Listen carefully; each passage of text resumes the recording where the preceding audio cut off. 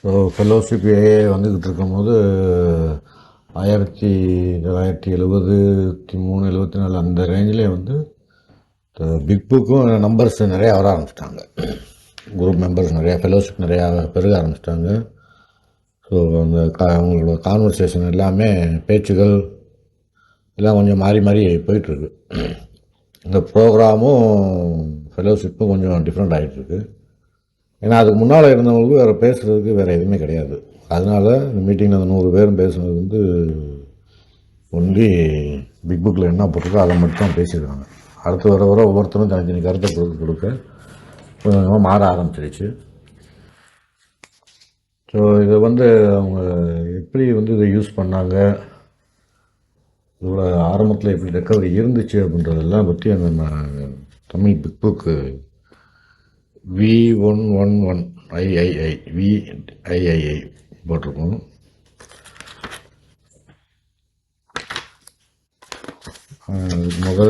முதல் பேஜ்லேயே ஆரம்பிச்சிட்டாங்க. VII 17 என்ன போடுறோம்னா, கட்டிலமை பருவத்திற்குரிய எங்களுடைய உள்கஷ்டங்களை எல்லாம் நாங்கள் தீர்த்து வரும்போது ஆல்கஹால்ஸ் அனானிமஸுக்கு பொதுமக்கள் ஆதரவு மிக வேகமாக பெரியது அப்படின்னு போட்டிருக்கு. கட்டிலமை பருவத்திற்குரிய எங்களுடைய உள்கஷ்டங்களை எல்லாம், இதை படிக்குமா எனக்கு சுத்தமாக வந்து புரியலை. ஸோ இதை என்ன சொல்ல வந்திருக்காங்க அப்படின்னா, அந்த காலத்தில் வந்து ஏஐ அப்போ தான் வளர்ந்துட்டுருக்க டைம், அதாவது வளர்ந்துட்டுருக்குன்னா அடல்சன் பீரியட். ஒரு குழந்தை அதில் சொல்லியிருக்க வந்து இங்கிலீஷில் வந்து அடல்சன் பீரியட் அப்படின்வாங்க. அதை அப்படியே தமிழில் டிரான்ஸ்லேட் பண்ணாத கட்டிலமை பருவம்னு வந்துருக்கும். ஸோ அதில் மீனிங் என்ன சொல்ல வராங்க அப்படின்னா, ஏஏ பிறந்து தவந்து நடந்து அந்த யங்ஸ்டர் ஸ்டேஜுக்கு வந்திருக்க டயத்தில் இலைமறைக்காயாக வளர்ந்துட்டு இருந்தது எல்லாமே ஏஐயோட வளர்ச்சியை பார்த்து பொதுமக்கள் வந்து அக்செப்ட் பண்ண ஆரம்பிச்சிட்டாங்க. ஸோ அது வந்து ஏஐக்கு ஒரு பெரிய உதவியாக இருந்திருக்கு நிறையா பிரச்சனைகளை வந்து தீர்க்கிறதுக்கு. அதைத்தான் வந்து சொல்லியிருக்காங்க. கட்டிலமை பருவத்திற்குரிய எங்கள் உள்கஷ்ட இளங்கெல்லாம் நாங்கள் தீர்த்து வரும்போது அப்படின்ட்டுருக்கு. ஸோ இந்த ஒவ்வொரு பிரச்சனையாக அவங்க வந்து ஏஐயில் நடந்துட்டு எல்லாம் சால்வ் பண்ணி ரெக்கவரி ரேஷியோ கூட்டிகிட்டு இருக்கும்போது அதை பார்த்துட்டு பொதுமக்களோட ஆதரவு வந்து நிறையா வந்து அக்செப்ட் பண்ண ஆரம்பிக்கிறாங்க ஏஐ. என்ன காரணம் அப்படின்னா, நிறையா பேர் வந்து குடிக்காரங்க குடிச்சிட்டு குடியை விட்டுட்டு கஷ்டப்பட்டு குடியை விட்டுட்டு அதுக்கப்புறமேட்டுக்கு அவங்க குடும்பங்கள்லாம் சேர்ந்து இருக்கிறதெல்லாம் பொதுமக்கள் நிறையா தெரியுது. ஏன்னா பக்கத்து வீட்டிலலாம் பார்க்குறேன், ஒருத்தன் பயங்கரமான குடியில் இருந்தவன் இன்றைக்கி சேர்ந்துருக்கான் அப்படின்னு அவங்க சுற்றிலும் தெருவில் இருக்கிறவங்களாம் வந்து பார்ப்பாங்க. ஸோ அந்த மாதிரி பார்க்க பார்க்க அந்த ஏஐயோடது வந்து அங்கே தெரிய ஆரம்பிக்குது.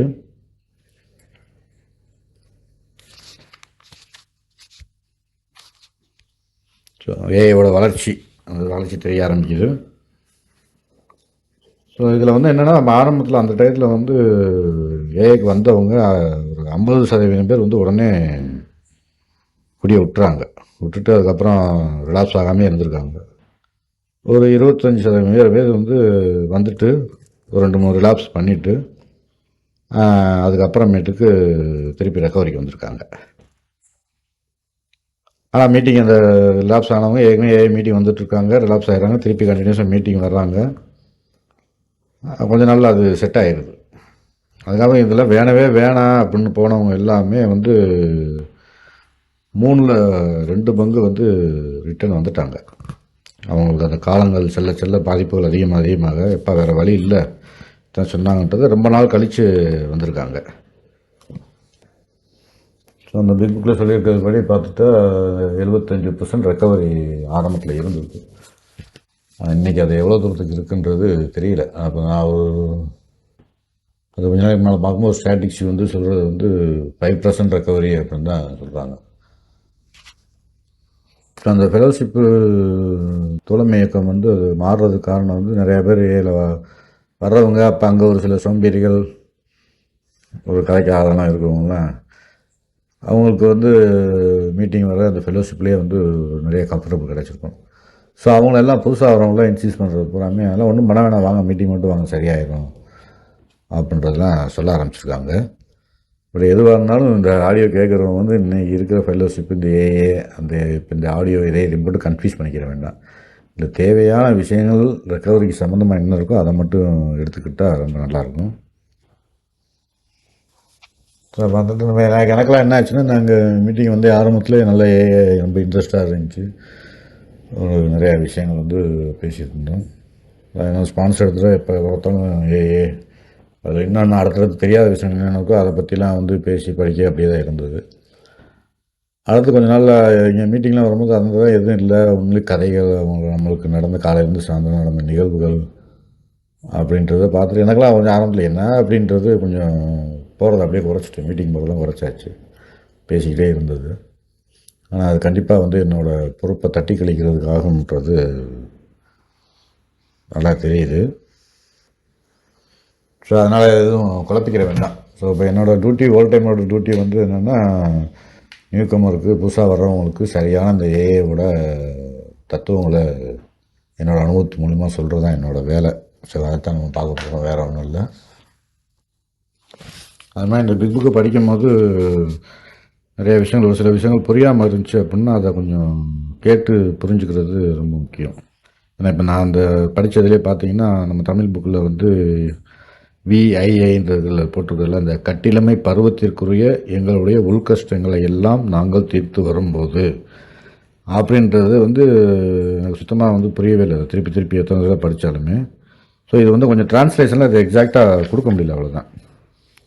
ஸோ இந்த மாதிரி விஷயங்களை எது புரியாமல் இருக்கோ அதையெல்லாம் வந்து இங்கிலீஷில் படிக்கலாம், இல்லை இங்கிலீஷ் தெரிஞ்சவங்க இங்கிலீஷில் படிச்சிடலாம், இல்லை அதை அந்த படித்தவங்கள்ட்ட கேட்கும் போது அதுக்கு கரெக்டான அர்த்தம் வந்து புரியும். அது எக்ஸாக்டாக வந்து அது தமிழில் கொடுக்குறது கஷ்டம் தான் அது. ஸோ இப்போ பிக் புக்கில் படிக்கிற மாதிரி அங்கங்கே அந்த ஒரு வரி 2 வரி படிக்கிறது தேவையில்லை. இது நம்ம டைம் ரொம்ப நேரம் இழுக்க முடியாதனால அதை பண்ணிகிட்ருக்கோம். இது முக்கியமானது அதை மட்டும். ஆனால் அந்த பிக் புக்கில் ஒவ்வொரு சாப்டரும் ஒவ்வொரு பேஜு வார்த்தைகள் எல்லாமே வந்து முக்கியமானது, ஒன்றுக்கு ஒன்று தொடர்புடையது. ஆரம்பத்திலேருந்து ஒரு வரி விடாமல் படிக்கிறது இன்னும் வந்து ரொம்ப நல்லாயிருக்கும். சரி, இப்போ புத்தகத்துக்கு புக்கு இந்த மாதிரி இந்த புக்கை வந்து ரொம்ப தெளிவாக கிளியராக கொண்டு வந்திருக்காங்க. மருத்துவரின் அபிப்பிராயமும் பில்லின் கதையும் நம்மளுக்கு இந்த பிரச்சனை என்ன, குடிப்பிரச்சனை என்ன அப்படின்றத பற்றி தெளிவாக சொல்லிடுது. இந்த ஃபிசிக்கல் அலர்ஜி, மென்டல் அப்சஷனு, அது எல்லாமே ஆன்மீக கோளாறு இதெல்லாம் சொல்லுது. அடுத்து வந்து அது சாப்டர் 2ல் வந்து இதுக்கு என்ன தீர்வு அப்படின்றத சொல்லிடுது. அதாவது சாப்டர் 2, 2, 3 வழி இருக்கிறதுன்னு இருக்குது. அது வந்து வேர் இஸ் எ சொல்யூஷன், தீர்வு இருக்கிறது. அதுக்கு அடுத்து வந்து குடிநோயை பற்றிய மேலும் தகவல், இது எல்லாமே நம்மளுக்கு அந்த பிரச்சனைக்கான தீர்வை வந்து சொல்லிடுது. அடுத்து வந்து அந்த 2க்கு அடுத்து ஆன்மீகத்துக்கு போகிறப்ப அதில் நிறையா குழப்பங்கள் இருக்கும். ஹையர் பவரை ஏற்றுக்கிறதுக்கு எப்படி தயார் பண்ணுறதுன்ற எல்லாத்தையும் வந்து அந்த சாப்டர் 4ல் வந்து கொடுத்துருக்காங்க. ஏன்னா இப்போ என்னோடய அனுபவமே எனக்கு வந்து கடவுள் நம்பிக்கை சுத்தமாக கிடையாது குடியில் இருக்கிறப்பெல்லாம். ஏன்னா ஆரம்பத்துலேருந்து அந்த தீக்கான்ற குரூப்பெல்லாம் இருந்துச்சு. 2வது எனக்கு நடந்த குடும்பத்தில் நடந்த நிகழ்வுகள்லாம் வந்து கடவுள் எங்கேயோ இருந்தால் காமி அப்படின்ற மாதிரி தான் நான் கேட்டுருந்தேன். இது வரைக்கும் நான் இருக்கிறதா என்னால் உணரவே இல்லை அப்படின்றது தான். ஸோ இதெல்லாம் நான் ஏற்றுக்கவே முடியாது. அப்படின்றப்ப நான் மறுவாழ்வு மையத்தில் இருக்கும்போது எனக்கு என்ன தூக்கம் வராது நைட்டு. அப்போ வந்து புக்கை படித்தா நான் தூக்கம் வர நல்லா தெரியும். அப்போ அங்கே பிக் புக்கு தான் இருந்துச்சு, எடுத்து படிச்சுட்ருக்கேன். அதில் போட்டிருந்தது கரெக்டாக அந்த என்ன குழப்பத்தில் இருக்கணும் அதுக்கான விடை வந்து கிடைக்கிது. அதை படிக்கிற சாப்டர் வந்து பகுத்தறிவாதிய நாங்கள், அதில் ரொம்ப அட்ராக்ஷன் ஆனது நிறைய கருத்துக்கள் அதில் இருக்குது. அதனால எனக்கு அந்த டைப்புக்கு வந்து அட்ராக்ஷன் ஆனது என்ன அப்படின்னா, எலக்ட்ரிசிட்டி மின்சாரம் இருக்குது, மின்சாரத்தோட பலனப்புறம் நீங்கள் நான் அனுபவிச்சுட்ருக்கேன். ஃபேன் போடுறேன், ஏசி போடுறேன், கம்ப்யூட்டரு, டிவி பார்க்குறேன், எல்லாமே வந்து அந்த மின்சாரம் தான் உதவி பண்ணிகிட்ருக்கு, அது வேலை பார்த்துக்கிட்டு இருக்கு. ஆனால் அந்த மின்சாரத்தை நான் வந்து என்னால் கையால் பார்க்க முடியல, என்னால் கண்ணால் வந்து பார்க்க முடியல. என்ன உருவத்தில் இருக்கும், அது எப்படி இருக்குன்னு தெரியலன்றதை பற்றி ஒரு விளக்கம் கொடுத்துருப்பாங்க. ஸோ இதை பார்க்கும்போது எனக்கு வந்து ஒரு ஏற்றுக்கிறதுக்கு என்னோடய மனசு வந்து தயாராகிடுச்சு. நம்ம இது வரைக்கும் கரண்டை எப்படி இருக்குன்னே பார்த்ததில்லை, ஆனால் இன்றைக்கி அனுபவிச்சுட்ருக்கோம் அப்படின்றப்ப ஜஸ்ட்டு அது ஒரு ஓப்பன் ஆகுது, அவ்வளோதான் அந்த டயத்துக்கு. ஸோ அடுத்து இதில் வேண்டாம், அடுத்த வர சாப்டர் வந்து 5, 6, 7 இதெல்லாம் வந்து அந்த தீர்வை வந்து நடைமுறைப்படுத்துறதுக்கான செயல் திட்டம். எப்படி அந்த இதை வந்து நம்ம வழிமுறைகள்லாம் வந்து செய்கிறது, அந்த ஆன்மீக விழிப்புணர்வு அடைகிறது அப்படின்றது எல்லாத்தையும் அடுத்து சொல்லிடுறாங்க. அதே மாதிரி அந்த ஸ்டெப்ஸுக்கும் பிக் புக்குக்கும் ஒரு தொடர்பு வந்து இருக்குது. கடைசியாக நம்ம வந்து 12 வழிமுறைகள் வந்து டெய்லி படிக்கிறோம். இப்போ இந்த பிக் புக்கில் எப்படி ஆர்டர் பண்ணியிருக்காங்கன்னா, அந்த மருத்துவன் அபிப்பிராயமும் பில்லியன் கதையும் நம்மளுக்கு வந்து ஸ்டெப்பு 1 வந்து கிளியராக வந்து ஒத்துக்கிற வைக்குது. பவர்லெஸ்ஸையும் மதுவுக்கும் சக்தியற்றவரையும் வாழ்க்கையை சரியாக நடத்த முடியவில்லை என்று, ஏன்னா பில் எப்படி வாழ்க்கையை நடத்தினார் இதெல்லாம் பார்க்கும்போது நம்ம அதை கம்பேர் பண்ணி அதை ஐடென்டிஃபை பண்ணி நான் எப்படி அதே மாதிரி இருந்தேன் அந்த சூழ்நிலையில் அப்படின்றதை தான் அந்த பவர்லெஸ் ஓவருக்கும் முதல் வழிமுறையை வந்து இது வந்து மருத்துவ அபிப்பிராயமும் பில்லியன் கதையும் வந்து நம்மளுக்கு சொல்லியிருக்கு. அடுத்து வந்து சாப்டர் 2, 3, 4 இது 3மே என்ன அப்படின்னா, ஏன்னா இப்போ நம்மளோட ஆரம்பத்துலேருந்து பார்த்துட்டு வந்த மாதிரி மொத்தம் 3 விஷயங்கள். ஒன்று வந்து பிரச்சனை, ஒன்று தீர்வு, ஒன்று தீர்வுக்கான செயல் திட்டம். இந்த பிரச்சனையை வந்து டாக்டர்ஸ் ஒப்பீனியனும் பில் ஸ்டோரியும் சொல்லிடுது. இந்த பிரச்சனைக்கான தீர்வை வந்து 2, 3, 4 சாப்டர். ஸோ நம்மளுக்கு அந்த செகண்ட் ஸ்டெப்பு, இந்த உயர்ந்த சக்தி எப்படி கொண்டு வரதுன்றது, அதை வந்து 2, 3, 4 வந்து அது கிளியர் பண்ணிடுது. அதுக்கடுத்து அதுக்கான செயல் திட்டம் என்ன அப்படின்றப்ப இந்த 5, 6, 7 இதெல்லாம் வந்து அந்த அடுத்து வரக்கூடிய 12 வரைக்கும் வந்து அதோட செயல் திட்டங்கள். அதுக்கு அடுத்த ரிசல்ட் கடைசியில் 10, 11, 12 வந்து அந்த செயல் திட்டத்தோட ரிசல்ட்டு. இடையில பார்த்தா அந்த 9வது வழிமுறைக்கு அப்புறம் வந்து பிக் புக்கில் போட்டிருப்பாங்க நம்மளோட வாக்குறுதினே ஒன்று இருக்கும். ஏன்னா முதல்ல ஆரம்பத்தில் வந்து மீட்டிங்கில் அதெல்லாம் படிப்பாங்க. இன்றைக்குமே வந்து நிறையா ஸ்டேட்டில் வந்து மீட்டிங் முடிகிறப்ப வந்து அந்த ப்ராமிசஸ் அப்படின்னா இங்கிலீஷில் நம்ம இதில் வந்து வாக்குறுதிகள் அப்படின்றது இருக்கும். ஸோ எனக்கெல்லாம் ஆரம்பத்தில் வந்து திருப்பி ஸ்பான்சர் சொன்னது வந்து ஃபஸ்ட்டு வாக்குறுதியை தான் படிக்க சொன்னார். இதெல்லாம் உனக்கு வேணும் அப்படின்னா இதெல்லாம் செஞ்சேன்னா கிடைக்கும் அப்படின்னா. ஏன்னா அதில் ரொம்ப அழகாக போட்டிருப்பாங்க, எனக்கு என்னென்ன தேவையோ, சுதந்திரம் வேணும், பயம் இருக்கக்கூடாது, நான் பிறந்ததுக்கான ஒரு வாழ்க்கையை வந்து வாழ்கிறேன்ற ஒரு சந்தோஷம் இருக்கணும், இதெல்லாம் எனக்கு குடிய காலத்தில் இருந்ததில்லை. ஸோ இதெல்லாம் வந்து அந்த 12 வாக்குறுதிகளில் வந்து இருக்கும். அதை நான் ரொம்ப டீட்டெயிலாக படித்தா நல்லா புரியும்.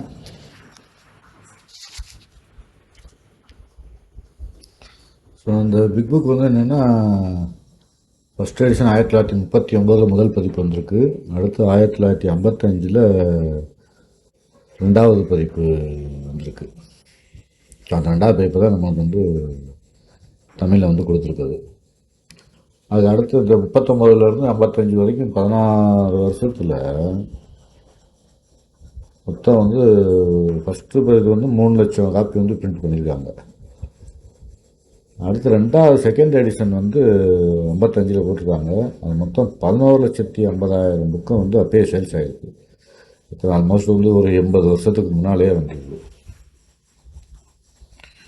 இது வந்து அடுத்து பேசிக் டெக்ஸ்ட்டுன்னு கூட சொல்லுவாங்க, டெக்ஸ்ட் புக்கு அப்படின்னு. ஒரு டெக்ஸ்ட் புக்கு அப்படின்னு என்ன அப்படின்னா, மிச்சம் நாவல்ஸ் இருக்குது, வாரமலர் அந்த மாதிரி மேகசின்ஸ் இருக்கும். ஸோ டெக்ஸ்ட் புக்குன்றது ஒன்லி ஸ்கூல் காலேஜஸில் மட்டும்தான் இப்போ நம்ம யூஸ் பண்ணிகிட்ருக்கோம். அதுதான் வந்து டெக்ஸ்ட் புக்கு அப்படின்வாங்க. ஸோ அது என்ன சொல்ல வருவாங்கன்னா, ஒரு விஷயத்தை ஸ்டார்டிங்லேருந்து அதை டெவலப் பண்ணி கடைசியில் அந்த ரொம்ப ஒரு அறிவான விஷயங்கள்லாம் கொடுக்குற அளவுக்கு கொண்டு போகிறது தான் வந்து அந்த டெக்ஸ்ட் புக்கோட வேலை. நான் எப்படி எனக்கு 1வது படிக்கும்போது ஆனா அடுத்து வாய்ப்பாடு இதெல்லாம் வந்து கொஞ்சம் கொஞ்சமாக பண்ணி அடுத்து வரக்கூடிய காலங்களில் மல்டி பெருக்கிறது, கூட்டுறது, அடுத்து A+B² இது வரைக்கும் வந்து அந்த கிராஜுவலாக வந்து கொண்டு வந்திருப்பாங்க. ஒரே விஷயம் தான். பட் மேத்தமெட்டிக்ஸ் எடுத்துகிட்டா நான் 1வதுலேருந்து 12வது வரைக்கும் படிக்கிறது மேத்தமெட்டிக்ஸ் தான். இந்த மேத்தமெட்டிக்ஸில் கணக்கில் வந்து சின்னதுலேருந்து பெரிய வரைக்கும் எப்படி கொண்டு போயிருக்காங்க, அதை தான் வந்து நம்ம அந்த பிக் புக்லேயும் அதே இதை வந்து ஃபாலோ பண்ணியிருக்காங்க. அதனால தான் இதை வந்து பேசிக் டெக்ஸ்ட்டு அப்படின்றாங்க. டெக்ஸ்ட் புக், பேசிக் டெக்ஸ்ட் புக்கு. நான் அந்த first step, second step, third step, meeting வந்துட்டு இருந்தாலே மீட்டிங் வந்துட்டுருக்கேன், ஷேரிங்க கேட்குறேன், நான் ஷேர் பண்ணுறேன் அப்படின்னாலே அந்த 3 வழிமுறை முடிஞ்சிச்சு. அடுத்து நான் வந்து டைரெக்டாக 4வது வழி 4th ஸ்டெப்புக்கு வந்து போகலாம் அப்படின்றதுல கொஞ்சம் நிறைய டிஃபிகல்ட்டி இருக்கும். ஏன்னா இது எல்லாமே புரிஞ்சுக்கிறாம நம்ம அதை போய் பண்ணுறது வந்து சரியாக இருக்காது அப்படின்றது தான் கடந்த கால ஏஐ அனுபவங்கள் நிறையா இருக்குது. இப்போ பிக் புக்கு அப்படின்னு எதுக்கு பேர் வந்திருக்கு அப்படின்னா, ஆரம்பத்தில் நம்ம குடியாரங்கள்லாம் தலைவர்கள்லாம் என்ன பண்ணியிருக்காங்கன்னா, பெரிய புக்காக அடித்தா நிறையா காசு போகும். ஏன்னா பார்த்தீங்கன்னா அது எழுத்துக்கள் எல்லாம் அதே சைஸ் தான் இருக்கும். கதைகள் எல்லாம் அடுத்து வந்து செகண்ட் எடிஷனுக்கு இதுக்கு உள்ள மேட்ரு எல்லாம் அதே மாதிரி தான். செகண்ட் எடிஷன் இன்னும் கொஞ்சம் 2-3 பக்கம் எக்ஸ்ட்ராவே சேர்த்துருப்பாங்க. ஆனால் ஃபஸ்ட் எடிஷன் வந்து இருக்கிறதுலே அங்கே அப்போ ரிலீஸ் ஆன புக்குலேயே வந்து இதுதான் பெரிய புக்காக இருக்கும்.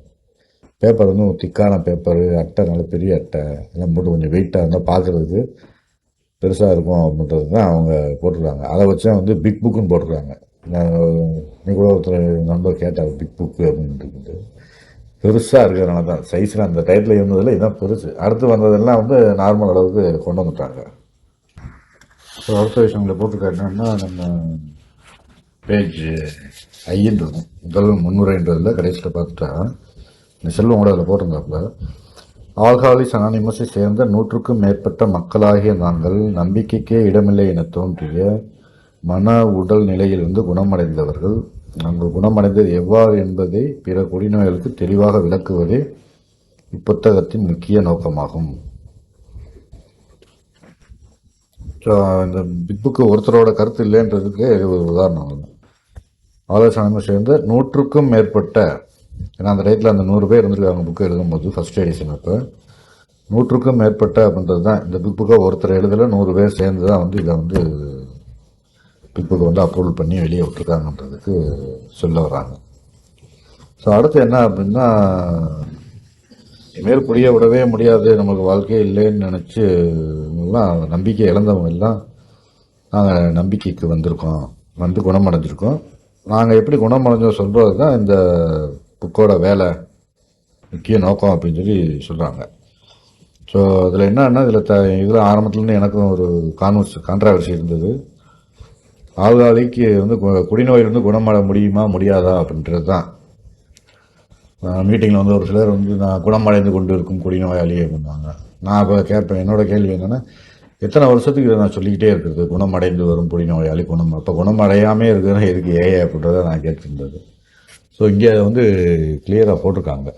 ஸோ இங்கிலீஷில் போட்டிருக்க என்ன அப்படின்னா, சீமிங்லி ஹோப் ரெக்கவர்டு அப்படின்ற வார்த்தை தான் வந்து யூஸ் பண்ணியிருப்பாங்க. ஸோ ரெக்கவரிங் ரெக்கவர்டு அப்படின்னா குணமடைந்து விட்டோம் அப்படின்றது தான். ஸோ இந்த தான் படிச்சுட்டு நான் நிறைய ஆர்கியூமெண்ட் பண்ணிகிட்டு இருந்தேன். அடுத்து கொஞ்சம் நாள் கழிச்சு அனுபவம் மூலிமா புரிய ஆரம்பிக்க என்ன அப்படின்னா, மணல் உடல்நிலையிலிருந்து ரெக்கவரி ஆகிட்டேன், ஆனால் ஆன்மீக நிலையில் வந்து தொடர்ந்து ரெக்கவரியிலே தான் இருக்கேன். அதை தான் வந்து ஆன்மீக நிலையில் குணமடைந்து கொண்டு இருக்கிறேன், நான் சாகிற வரைக்கும் அதை தான் வந்து சொல்ல முடியும். தான் ஏன்னா ஒவ்வொரு நாளைக்கு என்னோடய ஆன்மீகத்தை பராமரிக்கிறது. ஸோ இதில் போட்டிருக்க அந்த மனம் மற்றும் உடல்நிலையிலிருந்து நான் குணமடைந்து விட்டேன், குடிக்கலை, உள்ளே போல, மன ரீதியான வெறி இல்லை. ஸோ இது ரெண்டும் வராமல் இருக்கிறதுக்கான அந்த ஆன்மீக அடிப்படையில் ஏன்னா உயர்ந்த சக்தியான தீர்வு என்ன அப்படின்னா, நான் வந்து அடுத்து என்னோடய ஆன்மீகத்தை சாகிற வரைக்கும் அதில் வந்து குணம் அடைஞ்சிக்கிட்டே தான் இருக்கேன், அது குணமடைய முடியாது அப்படின்றது தான் இதில் ஒரு சொல்ல வர்றது கான்செப்ட். ஸோ கடைசியாக ஒரு விஷயம், இன்றைக்கி இருக்கக்கூடியது வந்து சிலருக்கு வேகமாகவும் சிலருக்கு மெதுவாகும். ஒரு குடிநோயிலிருந்து வர முடியலாட்டினா அந்த நீக்கமுக்கு இந்த மாதிரி விஷயங்கள்லாம் வந்து சொல்கிறது இருக்குது. ஆனால் இங்கே நம்ம பிக் புக்கு சொல்கிறது என்ன அப்படின்னா, 100க்கு 100 கேரண்டி இதில் கொடுத்துருக்க வழிமுறைகளை அப்படியே வந்து கிளியர் கட் டைரக்ஷன்றாங்க. எந்த ஒரு டீவியேஷன் பண்ணாமல் அப்படியே ஃபாலோ பண்ணோம் அப்படின்னா கேரண்டீடு ரெக்கவரி, உறுதி, உங்களோட குணமடைதல் வந்து உறுதி செய்யப்படும் அப்படின்னு வந்து தான் சொல்ல வராங்க இதில்.